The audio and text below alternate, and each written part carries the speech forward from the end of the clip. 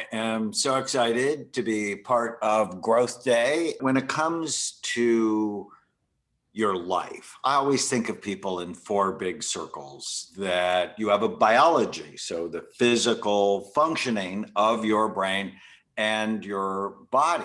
It's critical. Your brain is soft, about the consistency of soft butter. Your skull is really hard and has sharp bony ridges.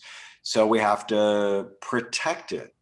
And then there's the psychological circle, which is how we think. But there's also a social circle, how we get along with other people, and a spiritual circle, which is why do you care? What is your deepest sense of meaning and purpose? And trouble in your life can happen in any or all of the circles. And optimization, which we're going to talk about today, happens in all of the circles. So what I'm going to do today, though, is I want to talk about, because this is about mindset, the psychological circle. And this information comes from my new book, Your Brain is Always Listening. And but I actually want to go back a decade. And I just finished another book of mine, Change Your Brain, Change Your Body. And it was a Sunday morning, and I was really happy because I'd finished the book, and I've written a lot of books, but they take a lot of effort. And we were going to church, and I just remember how happy I felt. And then as we got to church, we go to this big church in Newport Beach where I live. And I told Tana, my wife, why don't you drop Chloe off at Children's Church and I'll go save us seats. And as I walked toward the sanctuary, I saw hundreds of donuts for sale. And I've been going to church since I was 4 years old. But today it pissed me off. So I'm like, I'm going to church to get my soul fed. These people are trying to kill me because there's not one healthy thing about donuts. And then right around the corner is bacon and sausage. These are actual pictures from that day because I was so irritated. And I just felt like I got hit in the stomach repeatedly. And before I walked into the sanctuary, I saw them cooking hundreds of hot dogs for after church. And I'm so upset. And then when I sat down, the minister started talking about the ice cream festival they had the night before. And I just can't tell you how unhappy I was because I'm going to church to get my soul fed. And when my wife found me in church, I'm typing on my phone and she hates that. She gave me that look that only my wife is allowed to give me. There's not one other person I would take that look from. But she gave me that look like, why are you doing that in church? Don't you know you're going to hell? And so I showed her what I was writing. Go to church and get donuts, bacon, sausage, hot dogs, ice cream. They have no idea they are sending people to heaven early. Save them, then kill them. This is not the plan. And I remember that Sunday morning, I have no idea what the minister said. I just prayed that God would use me to change the culture of food at church.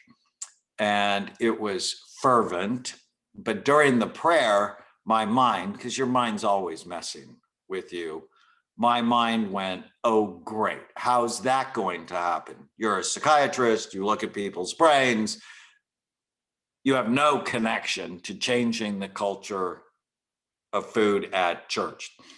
But as you'll get to know me during this talk, I sort of have an attitude problem. And I'm like, well, that's my prayer. Deal with it or not. And no lie. 2 weeks later, Pastor Rick Warren called me from Saddleback Church. Some of you may know Pastor Warren. He's the author of our generation's best-selling book, The Purpose-Driven Life, sold more than 50 million copies. And he's the senior pastor at Saddleback Church with 20 locations around the world, including a very large online presence. And he called me up and he said, Dr. Amen, I've seen your work on public television. I'm fat. My church is fat. Will you help me? And I laughed and I said, you have me from hello, knowing the prayer that I had prayed 2 weeks earlier. It was a very special moment. And so Pastor Warren, Dr. Mark Hyman, and I created something called the Daniel Plan, which was to get the world healthy through religious and community-based organizations. The first week, January 15th, 2011, 15,000 people signed up. The first year, they lost 250,000 pounds. And they reported things like better energy, focus, creativity, sleep, and mood, reductions in stress, blood pressure, blood sugar, sexual dysfunction, and many medications. The program has now been done in thousands of churches, communities, synagogues, temples, mosques worldwide. And it's based on 5 pillars. Faith, which is why do you care? That's our spiritual circle. Food and fitness, our biological circle. Friends, which is our social circle. And focus, where you bring your mind always determines how you feel. Where you bring your attention, where you bring your focus, always determines how you feel. But let's make no mistake, you are in a war for the health of your brain and body. Everywhere you go, someone's trying to sell you bad food that will kill you early. I often say the real weapons of mass destruction, ISIS, that you'll hardly ever hear about anymore, has nothing on our food industry. The real weapons of mass destruction, highly processed, pesticide sprayed, high glycemic, which means it raises your blood sugar quickly, low fiber food-like substances stored in plastic containers. And the food industry uses neuroscience tricks to hook your pleasure centers and addict you to bad food. So for example, this is Catherine Webb, a incredibly stunningly beautiful model who's eating a cheeseburger for Carl's Jr. You know she would not have this body if she ate that food on a regular basis. Our social media apps are created to be addictive, to steal your attention. As the food industries go for stomach share, Facebook and Instagram and Google and so on, they're going for mind share. And how long can they keep you on these apps? In addition, the news is no longer the news because it is made for marketing and it keeps your eyeballs there longer if they scare you. And it's just so clear during the pandemic. When my wife would turn on the news, she'd be angry and anxious.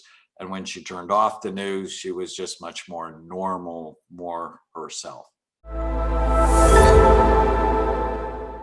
This is one of my favorite topics. We're in trouble as a society. So we need to understand what our brain is listening to and change it. So I wanted to start with a story. I have been blessed this year. Dr. Phil really understands my work. I've been on his show 7 times this season, and he says, if you don't understand the brain, you don't understand the person. Well, about a decade ago, we did a show together on compulsive cheaters. And Jose had cheated on his wife 8 times in 4 years that we know about.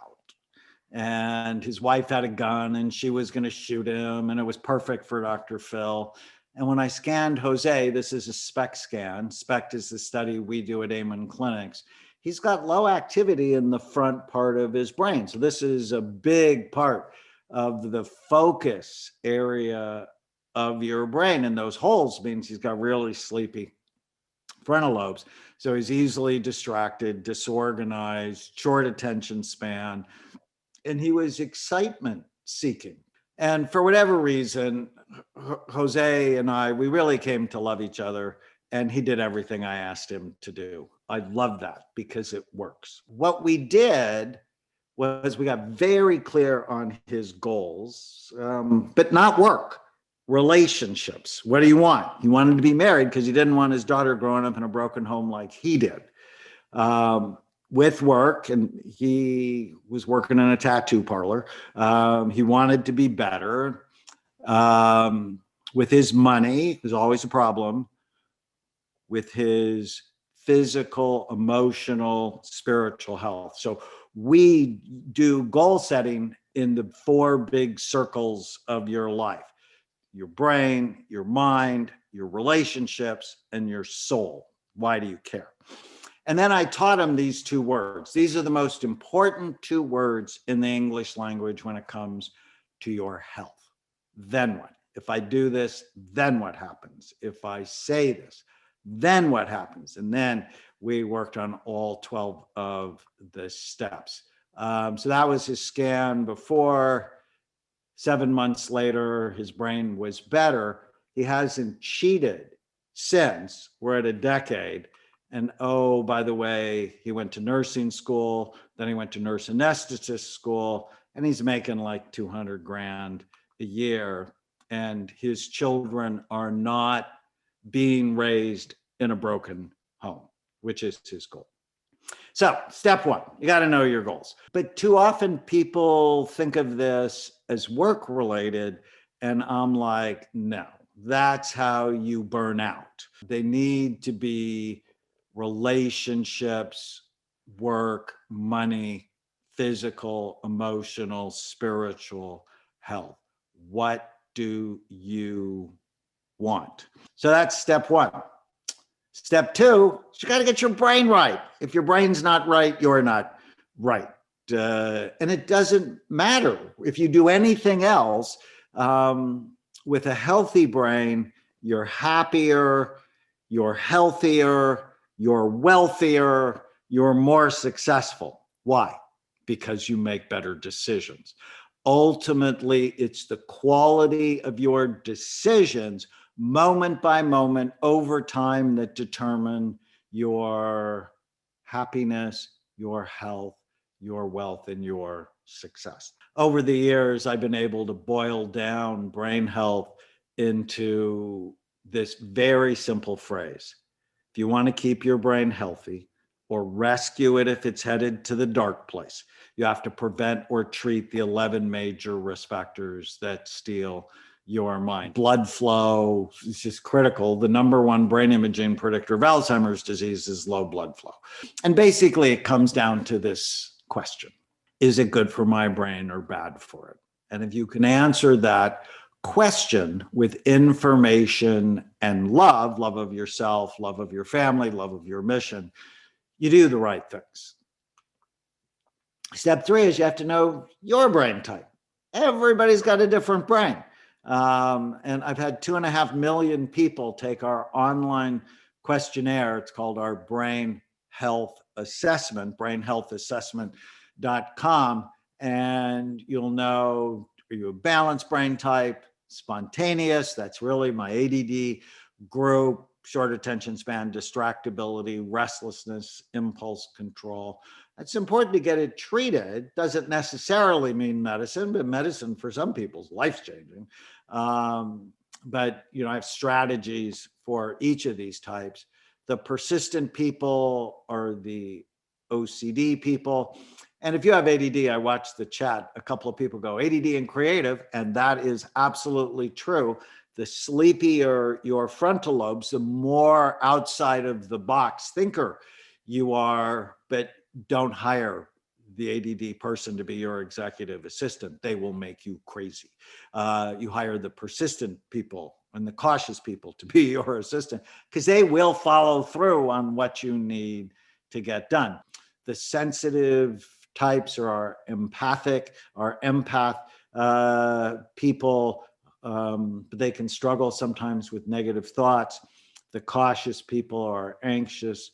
But if you know your type, you can then take the supplements or sometimes medication to help balance your brain. Step 4, you want to lock up the distractions. And I love this quote. The best way to reduce stress in your life is to stop screwing up. And how do you make better decisions? Well, you know your motivation. You put those words up. You have to have a stable blood sugar, which means you need to eat to stay focused.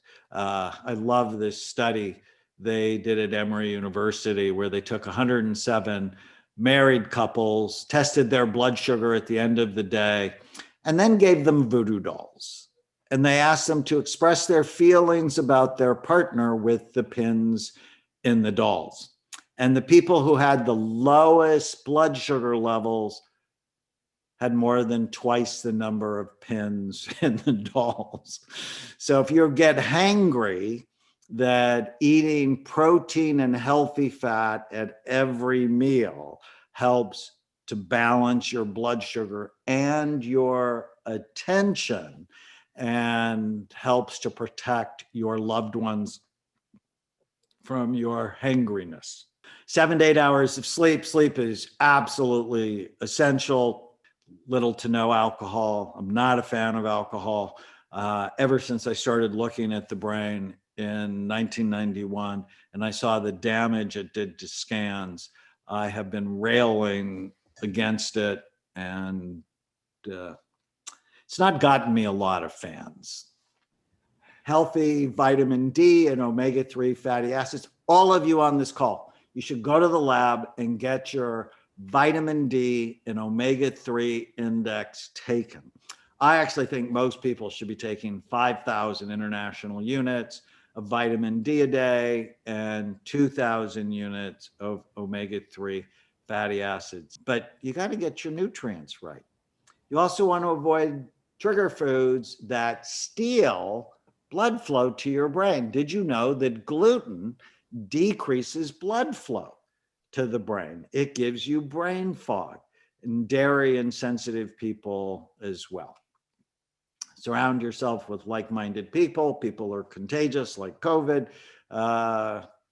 And if you're around people that are constantly poking and distracting you, you need to put your phone on airplane mode. So dopamine is made deep in the brain in an area called the VTA, or ventral tegmental area, also an area called the substantia nigra. It works in this very interesting area called the striatum. And this is, think of it as the pleasure center in the brain, and it activates your frontal lobes. So dopamine has two pathways. One, it helps you feel awesome, but it also helps you focus. And so you never want to wear out your dopamine neuron. This can be your day for personal growth. This can be that day you committed to and you remember and you go, that was the day I got myself a community. I got better coaches. I committed to making my life the absolute best that I could. This is that day. Make today your growth day. Click the button on this page and sign up right now.